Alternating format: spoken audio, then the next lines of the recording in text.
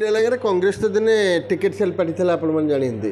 Pradeep ମହାରତୀ versus ଯୁଧିଷ୍ଠ Samantaray Kedar ବାବୁ ଯେଉଁ ଲଢ଼େଇ ଚାଲିଥିଲା ଏବଂ ସେ ସଂଗଠନ ଭିତରେ ମୁଁ କଂଗ୍ରେସ ଦଳରେ ଦୁଇ ଥର ବ୍ଲକ କଂଗ୍ରେସ ସଭାପତି ଭାବେ କାର୍ଯ୍ୟ କରିଛି। ସଂଗଠନ ସହିତ ମୋର ପ୍ରତ୍ୟକ୍ଷ ସମ୍ପୃକ୍ତି ଥିଲା। ଅନେକ ସମସ୍ୟାର ସମ୍ମୁଖୀନ ହୋଇଥିଲୁ। କିନ୍ତୁ କଂଗ୍ରେସ ଆଜି ଗୋଟେ ଦୁଃଖର ବିଷୟ, ଡେଲାଙ୍ଗ ପିପିଲିରେ ମାଳେଇ ପାଟି ଓଡ଼ିଶା ଏବଂ ସର୍ବଭାରତୀୟ ସ୍ତରରେ ଯାହା ହେଉ ଆମେ ସେ କଥା କହିବାକୁ ଚାହୁଁନୁ, କିନ୍ତୁ ଡେଲାଙ୍ଗ ପିପିଲିରେ କଂଗ୍ରେସ ଏକ ମାଳେଇ ପାଟିରେ ଏବେ ପରିଗଣିତ। କାରଣ ଏ ଦଳରେ କଂଗ୍ରେସ ଦଳର ନେତୃସ୍ଥାନୀୟ ବ୍ୟକ୍ତି କେହି ନାହାନ୍ତି। କେତେକ ବିଜେଡ଼ିକି ପଳାଇଛନ୍ତି, ଅଧିକାଂଶ ବିଜେପି ଦଳରେ ଯୋଗ ଦେଇଛନ୍ତି। କାରଣ ରାଜ୍ୟ ନେତୃତ୍ୱମାନଙ୍କର ଯେଉଁ ମିଲିଭଗତ ବେପାର, ତାଙ୍କର ଯିଏ ଗୁମାସ୍ତାଗିରି କରିବ, ତାଙ୍କର ଯିଏ ବୋଲହାକ କରିବ, ସେମାନେ ବିଭିନ୍ନ ପଦପଦବୀରେ ରହିବେ। ଯେମିତି ଡିସିସି, ବିସିସି, ପିସିସି, ଏଆଇସିସି ଯେମିତି ସବୁ ପଦପଦବୀରେ ବସେଇଛନ୍ତି ଆମେ ଦେଖୁଛୁ। ସତେ ଯେମିତି ଶ୍ୱଶୁର ଘର ଫାର୍ମ ହାଉସ୍। ଶ୍ୱଶୁର ଘର ଫାର୍ମ ହାଉସ୍ରେ ସ୍ୱାମୀ ସ୍ତ୍ରୀ କଥା ହେଇକିରି ଯାହାକୁ ଯେଉଁ ଏରିଆ ଦେଇଦେଲେ, ନିଲାମ ଦେଇଦେଲେ।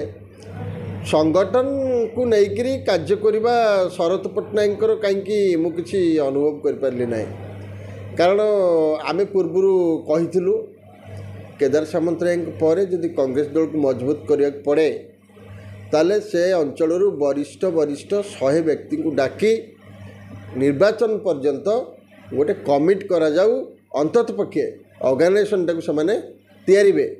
କିନ୍ତୁ ସେ କଥାକୁ ସେ କହିଲା ଆମେ ପଦ୍ମପୁର ଇଲେକ୍ସନରୁ ଆସିଲା ପରେ ଆପଣମାନଙ୍କୁ ଡାକିବୁ। କାହାକୁ ଡାକିଲେ ନାହିଁ। ବ୍ଲକ କଂଗ୍ରେସ ସଭାପତି ମନକୁ ଡିକ୍ଲେୟାର କରିଦେଲେ, ବଣ୍ଟାବଣ୍ଟି କରିଦେଲେ। ତ ଶ୍ୱଶୁରଘର ଯେମିତି କଣ୍ଠଭୋଜ ଭାର ବାଣ୍ଟନ୍ତି, ବ୍ଲକ କଂଗ୍ରେସ ସଭାପତି ପଦ 3 ଜଣଙ୍କ କଥାରେ 3 ଜଣ ନେତାଙ୍କୁ ଭାଗ ବାଣ୍ଟି ଦେଲେ। କିନ୍ତୁ ସବୁଠାରୁ ଦୁଃଖର ବିଷୟ, କଂଗ୍ରେସ ଦଳ ଆଜି ଡେଲାଙ୍ଗ ପିପିଲିରେ ମାଳେଇ ପାଟି। ଯାହାଙ୍କୁ ପ୍ରାର୍ଥୀ କରୁଛନ୍ତି ସେମାନେ 1000 ଭୋଟରୁ ଉପରକୁ ଯାଇପାରିବେ ନାହିଁ। କଂଗ୍ରେସ ଲୋକ ତ କେହି ସହଯୋଗ କରିବେନି। କଂଗ୍ରେସ ଦଳର ଯେଉଁ ନାମୀ ଦାମୀ ଟାଣୁଆ ବ୍ୟକ୍ତିବିଶେଷ ମାନେ ଥିଲେ, ମୁଁ ବି ଥିଲି। ମୁଁ ତ ନିକଟରେ ଗୋଟେ ଆଉ ଏକ ଜାତୀୟ ଦଳରେ ଯୋଗ ଦେବା ପାଇଁ ଯାଉଛି। ଆଉ ଆମେ ତ କଂଗ୍ରେସ ଦଳର ବର୍ତ୍ତମାନ କିଛି ନୁହଁ କହିଲେ ଚଳେ। ଆମକୁ କୋଉଥିରେ ଡାକନ୍ତିନି, ଖୋଜନ୍ତିନି।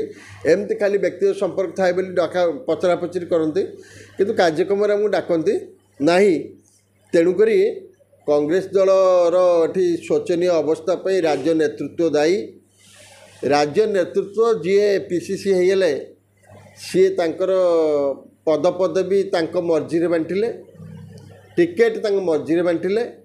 କିନ୍ତୁ ତାଙ୍କ ମର୍ଜି ସହିତ ଜନସାଧାରଣଙ୍କର ମର୍ଜି ଖାପ ଖାଇବ ନାହିଁ। ଜନସାଧାରଣ କଂଗ୍ରେସ ପ୍ରତି ବିମୁଖ ଏଇଥିପାଇଁ, ଯେଉଁମାନେ ପ୍ରମୁଖ କର୍ମକର୍ତ୍ତା, ନେତୃବୃନ୍ଦ, ରାଜ୍ୟସ୍ତରୀୟ ନେତୃତ୍ୱ, ସେମାନଙ୍କର ମନମୁଖୀ କାରବାର, ମେରିରାୟକୁ ବିରୋଧ କରି ସବୁଆଡ଼େ କଂଗ୍ରେସ ଲୋକ ଦଳ ଛାଡ଼ିବେ। କିଏ ବିଜେଡ଼ିରେ ମିଶିବେ, କିଏ ବିଜେପିରେ ବି ମିଶିବେ।